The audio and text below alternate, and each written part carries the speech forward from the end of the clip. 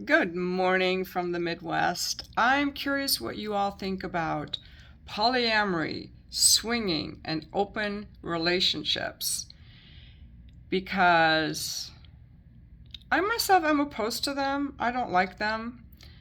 I do not want to share my guy with other people. And I know I made a video before saying I would only date a bisexual man. I changed my mind. I wouldn't. No, because I would get jealous. And you know what? There's a reason for getting jealous. I think that the only people that can really be successful with swinging are people who've been married like several decades. Their kids are all grown, they want to spice up their sex life, they're very secure in their relationship, and they just want to add some fun. I have been around swingers, I have read some books and tweets and watched videos over the years, and most of these couples, especially the open relationship and poly relationship couples, deal with a thing called jealousy. And it is a very, very uncomfortable feeling.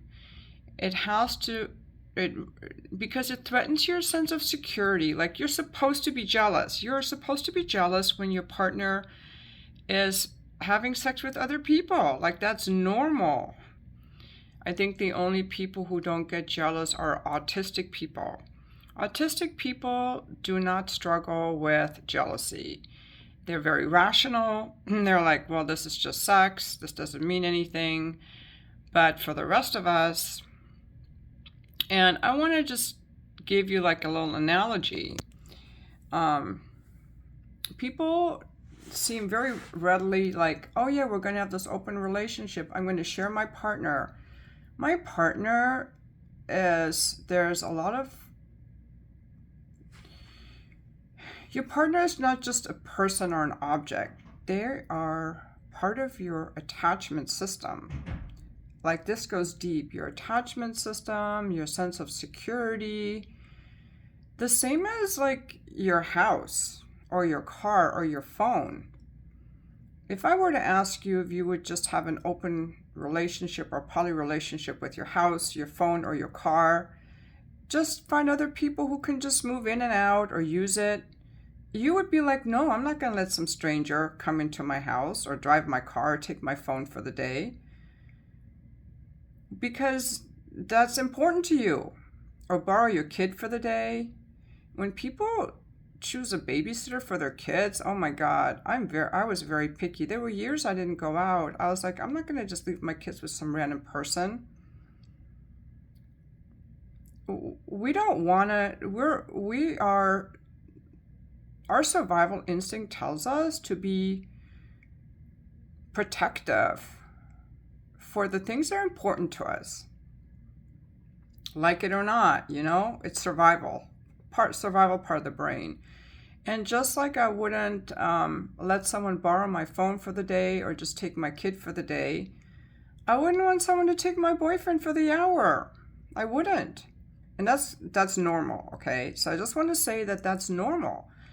And people try to fight it, especially people who are kind of feeling stuck in this idea of monogamy because, see, we are in our nature. I don't think monogamy is a thing that's imposed upon us by society. Like in early human civilization, apparently we lived in tribes and people were having sex with everyone else, but it was a different time. We all raised each other's kids. It was survival. I'm not really sure what they did, but I just wanted to say that I would not. I want to share my partner, and I wouldn't want to share my kids, or my house, or my phone. Like, that's mine. I don't want to share that. It doesn't mean that, doesn't, I just want to distinguish, like, when I was married, I was fine. I would go off by myself. I wouldn't tell my husband where I was going. I would just go do some errands or whatever. He could go out with his friends, take trips with his friends. I'm not talking about being clingy or possessive. I'm talking about sharing our partners sexually. There's a reason people don't want to share their partner sexually. The same reason they don't want to share their house, their car, their phone, or their kids. That's what I think. I think that people who are in these relationships struggle a great deal with this feeling of jealousy. That's a huge problem for people, unless, of course, they're autistic. Then they don't. And I think another thing that comes up for people is one person usually has an easier time finding partners, the woman, obviously, than the man. And then the man can get jealous, like, oh, she can get people, so many more people. She's having all this fun and I'm not. And also, I think it can make it easy for people to be like, oh, I don't get along with you, so I'm going to go find someone else. In a real poly relationship, you're actually in a relationship with other people. Like, if they're sick in the hospital, you go visit them. You bring them food. You know, you've met their family. Like, it's a relationship. It's not just fucking. And most people have trouble with just one relationship, and now they're trying to have several. The only poly pod that I knew was back in 2013 when I got divorced. I went to some meetup groups and there was a poly group. At the time, unbeknownst to me, they were working on a movie that's on Showtime. It's called Polyamory, Married and Dating. So I was around them. At that time, they had, I think, 12 people in what they call a pod. And it was very relationship oriented. Before they could add another member to the pod, all the other people had to agree to it. It had to benefit all the people in the pod. There were singles, there were couples, and there were scheduled date nights. And there was something called processing, which is emotional, which is the most... It's just a lot of talking about your feelings and the problems with the pod, you know? And some of the people really got tired of all the processing. They just wanted the sex part. And there was a lot of jealousy. A lot of relationships broke up. And then the people who started the polyamory thing, Kamala Devi and her husband, Michael, and they had a son, they were married. They eventually all left the pod. And then she and her husband spent 2 years alone together, just reestablishing their marriage. The whole pod broke up. One of the couples divorced. She got married to one of the guys she met. But the point being that I just don't think that people have the capability to successfully handle multiple relationships. Like, we're not that evolved yet. I don't know if we ever will be, because people get jealous or they form new relationships. The other problem with open, poly, and swinging is that finding a partner is extremely challenging. Like, look at me, I've been 10 years with no partner at all. Finding a partner for a relationship is extremely challenging if you have standards. And even finding a sexual partner is a lot of work. You have to go on dating apps or go to meetup groups, and you have to meet people and find someone you sync with. And you know, like, it's a lot of time invested in that, and not everyone wants to invest time in pursuing their lust and their sexual urges. I myself do not. I do not enjoy being constantly titillated. I do not watch porn. I don't enjoy that at all. The other thing too, all the places I've gone to, like the swinger events and the poly groups, the guys were disgusting. They were not hot. It wasn't like they were hot guys where I'm like, oh my God, I can't wait to fuck you. It was like, these guys are fat and ugly, and I don't want any of them touching me.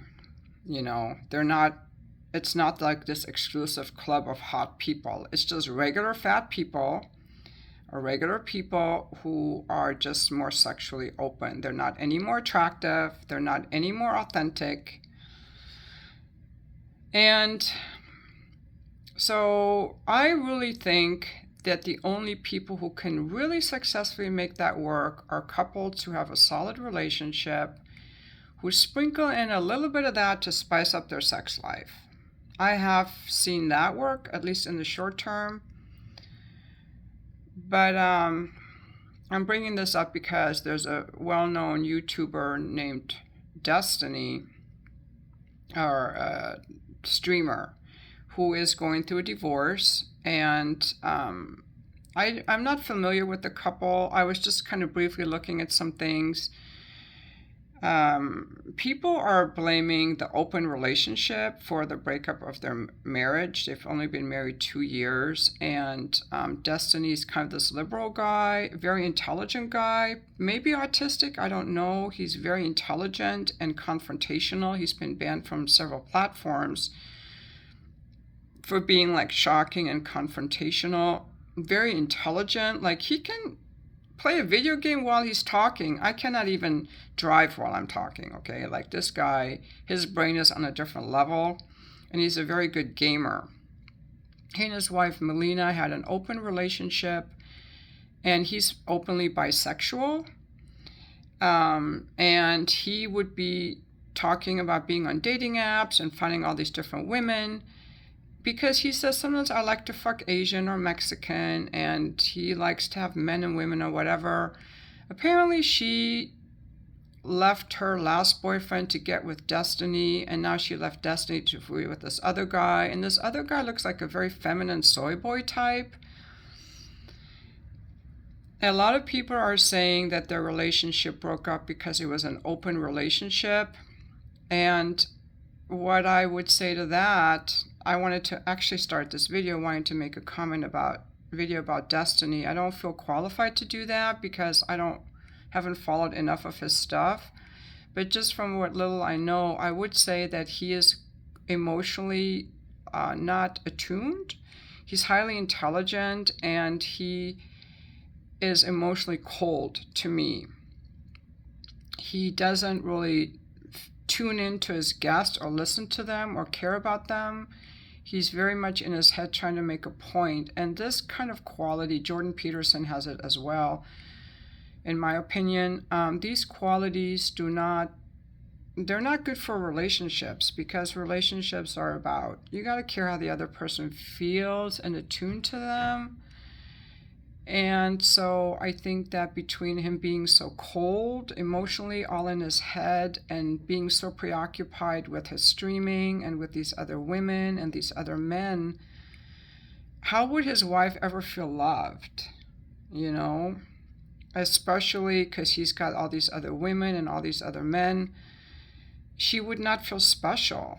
It would threaten the security system, and people have to feel secure in their relationship. And women especially, we have to feel secure to want to have sex with you.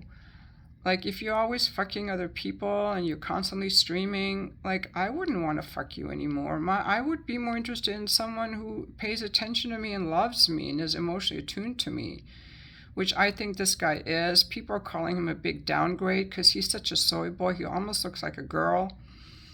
But I would say that she probably needs someone who's more emotionally connected to her, who cares about her feelings, who's like very emotional. Probably needs that. I think the open relationship takes attention that couples should give to each other, puts it onto other people. And it weakens the trust and the bond and the security, especially for the woman. And it doesn't require the man to face why he's bored with one woman in the first place. I mean, they've only been married 2 years. I could see if you've been married 15 years or 20 years and you're bored with the same person, you want to spice it up and bring a third person in or do a couple swap, you know. I could totally see that. But after 2 years, you shouldn't need all those other people. Like, there should be enough interest in trying to get to know that one person. So I think that fact that he's emotionally cold, not emotionally attuned, and and their open relationship, I think especially in the beginning of a relationship, people have to really get to know each other, tune into each other, and really show some devotion and care to each other. That's what I think. So apparently he has a lot of money and they're getting divorced. They don't have a prenup, and divorce is never a good thing. But what divorce does, it causes people to reflect and see how, what their part was in either attracting that person or not meeting the other person's needs. In the case of my divorce, I had to look at why I attracted someone like I did. In his case, he looked at why I left him. So I think divorce is a growth opportunity, and we're here to grow and to learn. So those are my thoughts on open relationships, poly relationships, and swinging. And I'm interested in your comments. And a lot of people might say, oh, this is super fun. I really like this. And yeah, just leave your comments, especially in the feelings of jealousy and what you think that type of relationship can give you, and how easy it is to find partners that you actually want to be in relationship with or have sex with, especially for women. Like, I can't even find one guy I'd want to fuck for free. Why would I, if I have finally found a guy to be in a relationship with, why would I want to have sex with other guys? I didn't when I was married. I'm just not that.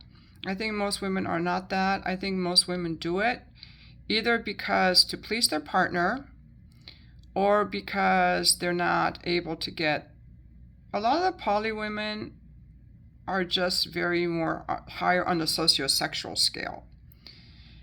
So that's why they like, but a lot of the poly women actually are more on the lesbian side too, and they only want to have sex with other women, not other men. I do not know. All the poly women that I met when I was in the poly community or going to their meetings, they were in a relationship, having sex. Their poly partner was another woman because they identified as very lesbian, or they fell in love with their other poly partner and married him instead. Like, women are very monogamous by nature, I think. We're very selective. So I think it was mostly the men wanting to fuck a lot of people. And then, of course, there's a woman called Ayala. She's very intelligent. She's autistic. She's poly. She's autistic, that's why. She's never had a relationship in her life, like a monogamous one. So some people just don't want that. That's not in their nature. Those people are very rare. You cannot just take a normal woman or an average woman and turn her poly open or swinger. That is not it. When I was going to the poly meetings, they said, if you are poly, only date other people who are poly. It's way too hard to make a monogamous person poly. And the poly people were all very weird. The women were all weird. All the women I met had never been in a normal relationship in their life. The majority of them didn't have any kids. Like, they were not moms. They were not soccer moms. They were not women with their own house and their own careers. They were just, more hippies. They're hippie-like. They like to live in community. Nothing wrong with that. But they live in community, or they're more hippie-like. That's just their nature. That's what they like for whatever reason. Again, sexual abuse and neglect in childhood is what I suspect, autism. Because, people who have healthy brain development and emotional regulation, they have a sense of security, and they don't want to share things that are important to them, like their house, their car, their phone, their kid, or their partner. And I'll end it with that.